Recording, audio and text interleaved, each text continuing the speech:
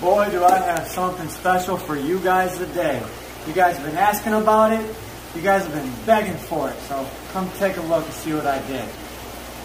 Got that.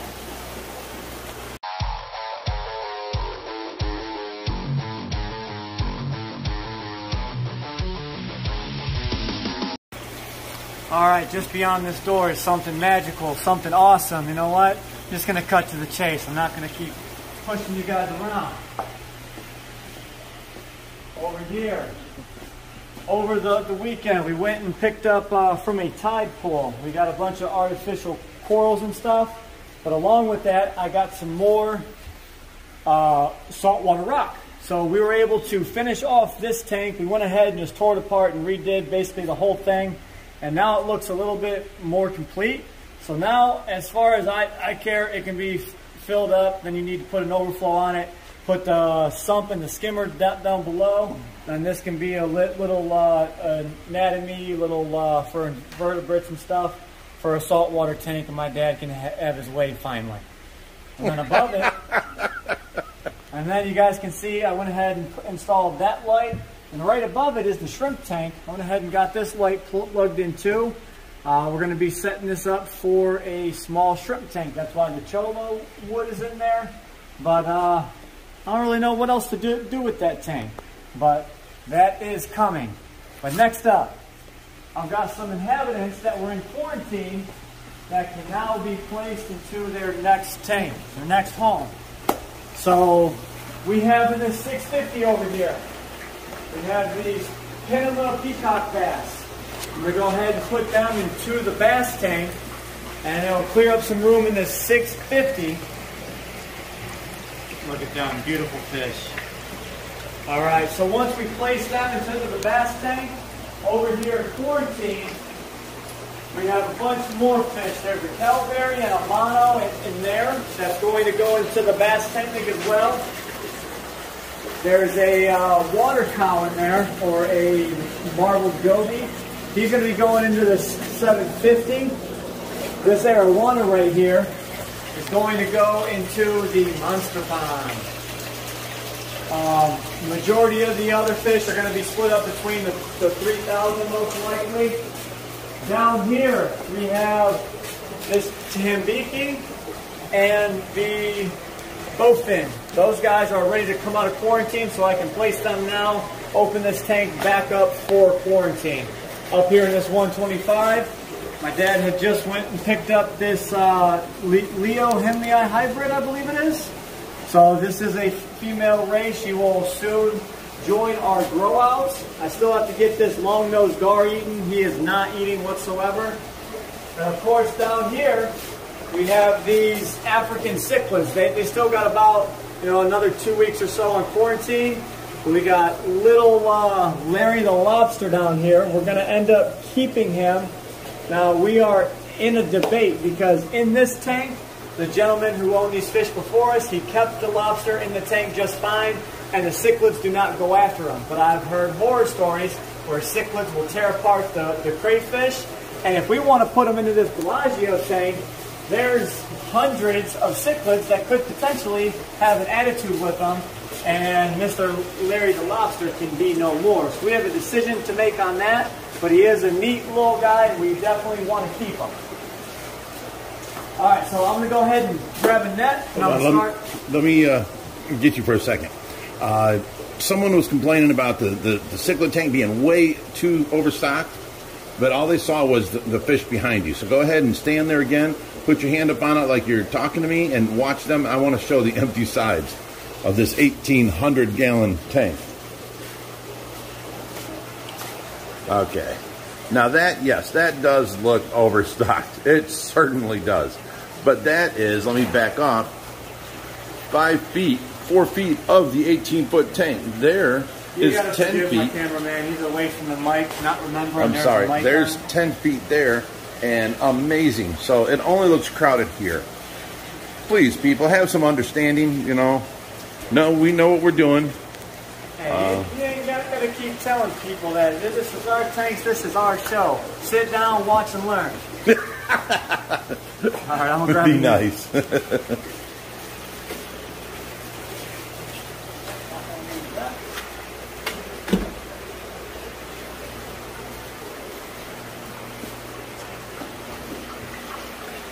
Now you can get a size of how big these things are.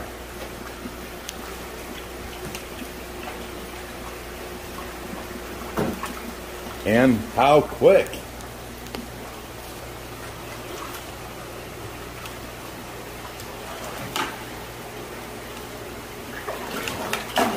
Oh.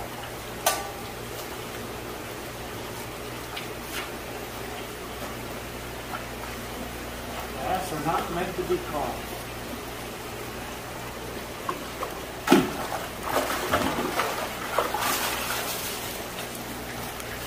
And he's off. You're going to get blue wrap on this thing. There's no way around it. Don't pour it out. Let him swim out.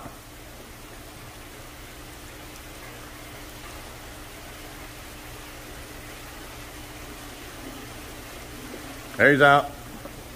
All right, number 2.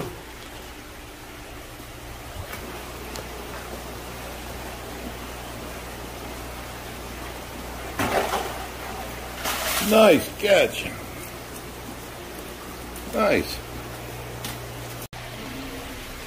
All right, so the bass are in the tank now. You guys seen how nice this bass looked and how big he looks on camera. And you guys can see these Pinema right next to him. They look small in that dog bone, and they look pretty big over here. You guys can see there goes the blue azul, and then there goes the Pinema. Not quite the same extent of blue, but they still have that blue tint on their top fins. Now, of course, when they get settled back in this tank, their colors will pop a bit more, and they will start showing out a bit. You guys can see how much coloration my bass currently have, so I can't wait to see what these guys look like. They're a bit stressed, but nonetheless, happens every time you put a new fish in the tank. So while we're looking at those guys, I wanted to talk about this a little bit. So you guys know we've been thinking about ideas for this Dwight Howard tank from the show, but I'm thinking the best thing for this would be a Cayman lizard. They are colorful, they like water, they like land, they love to climb. My dad was at the Mammoth Cave Expo, and what was that lizard you were going to try and get? A Kimberly? I almost got it. It was a Kimberly rock monitor. Got up to 34 inches, and I saw it online. It said $1,200 online as a animal. They had it there for $100, and then he ended up selling it to a buddy of ours down there for $40. And then JP went and sold it for $100 on him. So it's gone. The moral of the story is we didn't get it, but I looked it up. I was tempted. I was going to get it. But all in all, we don't want to turn this into a monitor tank or a lizard tank and have such a problem feeding them and taking care of them and have another thing to take care of. It's just as easy. We go in there and take all this stuff out, put that 1-inch acrylic on the back, use the Universal Rocks cover to back to cover up the patch we make, and fill it with water and make it a beautiful fish tank. Cayman lizard tank. I object to that idea.